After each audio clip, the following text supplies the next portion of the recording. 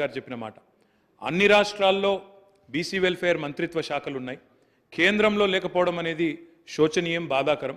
కాబట్టి OBC welfare ministry ఖచ్చితంగా పెట్టండి ఆనాడు ఒక సహచర మంత్రిగా ఆ రోజు కేసీఆర్ గారు ప్రధానమంత్రి గారిని ఇక్కడ నుంచి మొత్తం సోదరులందరినీ కూడా తీసుకొని పోయి ఆ రోజు డిమాండ్ చేసిన విషయాన్ని కూడా నేను గుర్తు చేస్తా ఉన్నా అధ్యక్ష. ఆ రోజు డిమాండ్ చేయడమే కాదు, ముఖ్యమంత్రిగా ఆనాడు తెలంగాణలో 2014 తర్వాత ఒకసారి కాదు అధ్యక్ష, 2 సార్లు తీర్మానాలు కూడా చేసి పంపించినాము.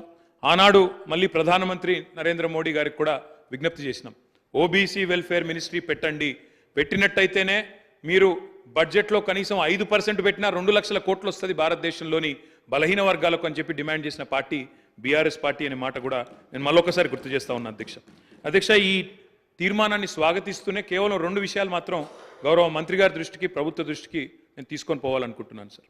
అధ్యక్ష, ఏ కార్యక్రమం చేపట్టినా ఇప్పుడే గౌరవనీయులు గంగుల కమలాకర్ గారు ఒక మంచి మాట చెప్పారు.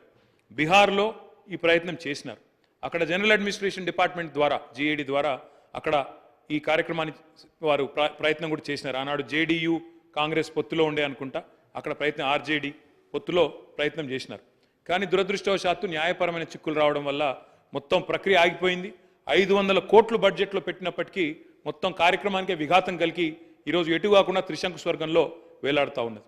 కాబట్టి నా విజ్ఞప్తి, మా అందరి విజ్ఞప్తి, మా పార్టీ తరఫున కూడా ప్రభుత్వానికి నేను చేసే విజ్ఞప్తి అధ్యక్ష, ఈ కార్యక్రమం ఫలవంతం కావాలి అంటే మీరు తదుపరి మీరు చెప్పిన బీసీ డిక్లరేషన్లోని ఆ అంశాలన్నీ కూడా అమలు కావాలని మనస్ఫూర్తిగా ఆశిస్తూ ఆకాంక్షిస్తూ ఇది ఫలవంతం కావాలి అంటే ఒక పని చేయాలి అధ్యక్ష. దయచేసి శాసనసభను పొడిగించండి, ఇంకా 2 రోజులు పొడిగించండి, బిల్లు ప్రవేశపెట్టండి. చట్టబద్ధత ఉంటేనే ఈ కార్యక్రమం ఫలవంతం అవుతుంది తప్ప లేకపోతే విఫలం అవుతుంది సార్. ఇంకొక మాట కూడా సార్, ఇప్పుడు జస్టిస్ రాజేందర్ కుమార్ సచార్ గురించి కూడా గౌరవ ముఖ్యమంత్రి గారు చెప్పినారు అధ్యక్ష. జస్టిస్ రాజేందర్ కుమార్ సచార్ కమిటీ ఏర్పాటులో కూడా మా పాత్ర ఉంది, మా నాయకుడు కేసీఆర్ గారి పాత్ర ఉంది. ఆ రోజు యూపీఏలో కేంద్ర కేబినెట్లో వారు ఉన్నప్పుడే ప్రతిపాదన కూడా తీసుకొచ్చాం. ఇప్పుడు ఎందుకు చెప్తా ఉన్నా ఈ మాట అంటే జ్యుడిషియల్ శాంక్టిటీ కానీ అధ్యక్ష ఒక్క నిమిషం మీరు చెప్పాలి చెప్పింది దాని మొత్తం అధ్యక్ష చెప్పండి సార్, చాలా అధ్యక్ష ఇలాంటి తీర్మానానికి ఒకవేళ నిజంగా ఆశించిన ప్రయోజనం నెరవేరాలంటే, ఎందుకంటే నేను నిజంగా పాయల్ శంకర్ గారు మాట్లాడింది విన్నాను, కాలేరు వెంకటేష్ గారు మాట్లాడింది విన్నాను, శ్రీహరి గారు మాట్లాడింది విన్నాను, శంకరన్న మాట్లాడింది విన్నాను. అందరి గొంతుల్లో ఒక ఆవేదన ఉంది అధ్యక్ష. మా మంత్రి గారికి కూడా చాలా ఆవేదనలో, డెఫినెట్గా వారికి కూడా ఆవేదన ఉంది. ఈ సెక్షన్కి లాభం జరగాలి, ముఖ్యంగా బలహీన వర్గాలకు లాభం జరగాలి, బీసీలకు లాభం జరగాలనే ఆకాంక్ష స్పష్టంగా పార్టీలకు అతీతంగా అందరిలో ఉంది. ఉన్నప్పుడు అది ఫలవంతం కావాలంటే జ్యుడిషియల్ శాంక్టిటీ ఉండాలి. లేదా ఎందుకంటే వారే అన్నారు జస్టిస్ రాజేందర్ కుమార్ సచార్, మీరు హైకోర్టు చీఫ్ జస్టిస్ని అడిగితే మీకు ఒక సిట్టింగ్ న్యాయవాదిని ఇస్తారు, జ్యుడిషియల్ కమిషన్ ఏంటి, లేదా బ్రహ్మాండంగా స్టాచ్యూటరీ శాంక్షన్ కావాలి అంటే రేపు ఎల్లుండి శాసనసభను పొడిగించండి, తమరి నిర్ణయం, వెంటనే బిల్లు తీసుకొని రండి, మేము సంపూర్ణంగా మా పార్టీ నుంచి మద్దతు తెలియజేస్తామని చెప్పి కూడా తెలియజేస్తూ మీకు ధన్యవాదాలు అధ్యక్ష అవకాశం ఇచ్చింది. మినిస్టర్ గారు సార్, గౌరవ సభ్యులు గంగుల కమలాకర్ గారు, బీర్ల ఎలయ్య గారు, పాయల్ శంకర్ గారు, శంకరయ్య గారు, అక్బరుద్దీన్ గారు, వాకిలి శ్రీహార్ గారు, కూనంనేని సాంబశివరావు గారు, ఆది శ్రీనివాస్ గారు, కాలేరు వెంకటేశ్వర గారు, అదేవిధంగా కేటీ రామారావు గారు మాట్లాడిన దానికి సంబంధించి ప్రప్రథమంగా ముందు ఈరోజు నిజంగా ఈ శాసనసభ తెలంగాణ రాష్ట్ర ఏర్పాటుకు సంబంధించి జరిగిన తర్వాత ఒక పెద్ద నిర్ణయం తీసుకొని ఈ రాష్ట్రంలో మేము ఎవరికి వ్యతిరేకంగా ఇది నిర్ణయం తీసుకునేది కాదు అధ్యక్ష.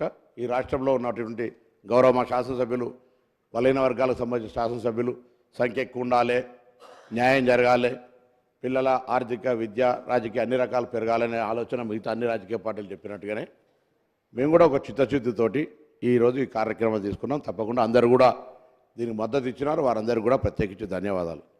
కానీ ఇందులో కొన్ని అంశాలకు సంబంధించి వారు లేవనెత్తినప్పుడు వారికి జవాబు చెప్పి ప్రభుత్వం తరఫున అందరి సహకారం అడుగుతాను. ఒకటి స్పష్టంగా చెప్తాను, ఇది విధి విధానాలకు సంబంధించి గౌరవ శాసనసభ్యుల్ని కావచ్చు, ఇందులో న్యాయం జరగాలి బలహీన వర్గాలకు అనేటువంటి ఆకాంక్షించే వాళ్ళు కావచ్చు, రాజకీయ పార్టీలు కావచ్చు, అందరికీ కూడా సహకారం తీసుకుంటూ ఎక్కడ కూడా వివక్షపూరితంగా ఏదో రాజకీయపరమైన అంశాలను తీసుకొని పోయేది, ఇది బలహీన వర్గాలకు న్యాయం జరగాలనేటువంటిది మా పార్టీ ఆకాంక్ష, మా ప్రభుత్వం ఆకాంక్ష అనే మాట సందర్భంగా మనం చేస్తున్నాం అధ్యక్ష. ఈరోజు చాలా మాట్లాడుతారు చట్టం గురించి సంబంధించి, చట్టం చేయాలి.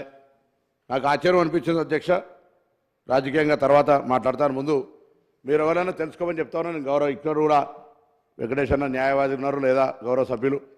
2011 ఢిల్లీలో కేంద్ర ప్రభుత్వం చేసింది. ఆనాడు యూపీఏ ప్రభుత్వం, నేను కూడా సభ్యుడిని. అప్పుడు ఏర్పడినటువంటి కేంద్ర ఓబీసీ పార్లమెంటరీ కమిటీలో సభ్యుడిగా దాదాపు ఈ దేశంలో ఉన్న 20 రాష్ట్రాలు తిరిగే అవకాశం వచ్చింది. తప్పకుండా బలహీన వర్గాల పట్ల ఒక కమిట్మెంట్ ఉంది. డిగ్రీ చదువుకునే విద్యార్థి రాజకీయాల్లో ఆనాడు మురళీధర్ కమిషన్ లోపల మరి కార్యక్రమం తీసుకున్నప్పుడు మరి తెలుసు పరిస్థితి. మండలం పేరు మీద కమ్మటలను తీసుకొచ్చినటువంటి పరిస్థితుల్లో కూడా మండల్ గెలవాలని కోరాడుకున్నటువంటి వాళ్ళ ఆనాడు నుంచి వచ్చిన బిడ్డగా నేను అందరూ కోరుతాను. గౌరవ సభ్యులు కూడా సభను కూడా 2011లో కూడా ఎటువంటి చట్టం చేయకుండానే క్యాష్ సెన్స్ జరిగిందవా, ఇది ఒక ప్రభుత్వ నిర్ణయం. ఈరోజు కూడా మీరు ఎవరు కూడా అనుమానపడాల్సిన అవసరం లేదు. చట్టానికి సంబంధించి కావచ్చు, చిత్తశుద్ధి ముఖ్యం. 2014లో అధికారంలోకి వచ్చిన తర్వాత సరే ఎవరు మంత్రులు ఉన్నారు, బీసీ వెల్ఫేర్ మంత్రులు ఎవరు ఏంది అనేది కాకుండా ఈ రాష్ట్రంలో 130 కులాలుండి 29% విద్యా ఉద్యోగ రంగాల్లో ఉన్న తర్వాత కూడా స్థానిక ఎన్నికల లోపల బీసీ రిజర్వేషన్ శాతం జరుగుతోంది అధ్యక్ష. కానీ చిత్తశుద్ధిగా మరి మిగతా అన్ని వీటికి సంబంధించి చేయాలనే ఆలోచన ఎప్పుడు రాలే. గౌరవ మాజీ మంత్రి గారు నాకు ఆశ్చర్యం అనిపిస్తూ ఉంది. కులగణనకు సంబంధించిన ప్రభుత్వం చేసింది ఆ రోజు, దాన్ని బయట పెట్టమని నన్ను అడుగుంటే ప్రభుత్వంలో ఉండి కోరితే క్యాబినెట్లో నన్ను కనీసం అడిగితే బాగుంటుండే. అది ఎప్పుడు కూడా బయటికి ఇంతకుముందు అక్బరుద్దీన్ గారు అన్నట్టుగా మేము కూడా అడుగుతాను, దాన్ని బయట పెట్టి ఈరోజు ప్రభుత్వ ఖర్చులతో జరిగింది, దాన్ని బయట పెట్టాలని కూడా ఈ సందర్భంగా కోరుతా ఉన్నాం. తప్పకుండా మేము కూడా ఆ అంశం తెలియజేస్తామని అడుగుతాను అధ్యక్ష. తర్వాత పిల్ల గుట్టక ముందే కుల్ల గుట్టినట్టుగా అన్నట్టుగా మంత్రి గారు అనేకమైనటువంటి మేనిఫెస్టోలు ఏం పెడతాను ఏం చేస్తున్నాం అధ్యక్ష. ఒక్కొక్క మాట చెప్తే చాలా అంశాలు ఉన్నాయి. ఈరోజు బలహీన వర్గాల మంత్రిగా ఒక కార్పొరేటర్ బలహీన వర్గాల సీటును వేరే వ్యక్తి తీసుకుని గెలిచిండు అనే దాని మీద కలెక్టర్ ప్రొసీడింగ్ ఇస్తే కూడా ఒక బీసీ మంత్రిగా ఆ బీసీకి అన్యాయం జరిగే విధంగా స్టే చేసినటువంటి పరిస్థితి మీకు నేను రికార్డుతో సాగిస్తాను.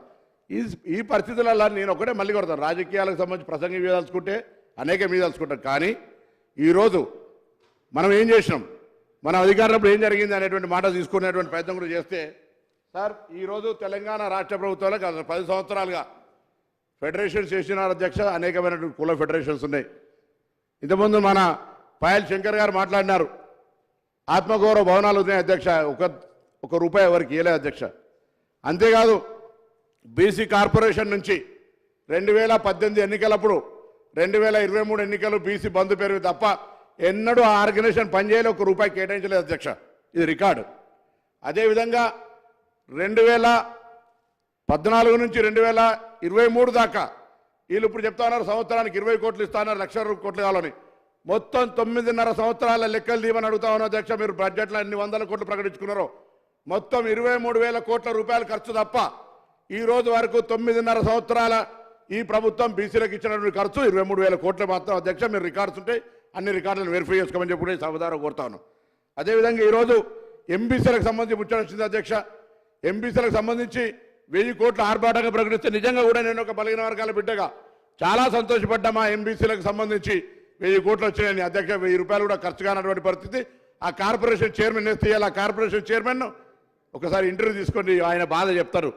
ఈ పరిస్థితుల్లో ఉన్నటువంటి సందర్భంగా మనం వాస్తవికంగా మాట్లాడాలి, వాస్తవికంగా న్యాయం చేయాలని చెప్పిన అందరూ కూడా అఖిలపక్షాన్ని పిలుస్తాం, బలహీన వర్గాల శాసనసభ్యులు పిలుస్తాం, మాజీ శాసనసభ్యులు పిలుస్తాం. ప్రతి ఒక్కరిని కూడా వాళ్ళందరినీ తీసుకొని ముందుకు పోయేటువంటి విషయం లోపల తప్పకుండా ఈ కార్యక్రమం తీసుకుంటామని చెప్పి నేను ఈ సందర్భంగా కోరుతా ఉన్నాను. మాట్లాడుతున్నారు డిప్యూటీ సీఎం గారు మాట్లాడుతున్నారు.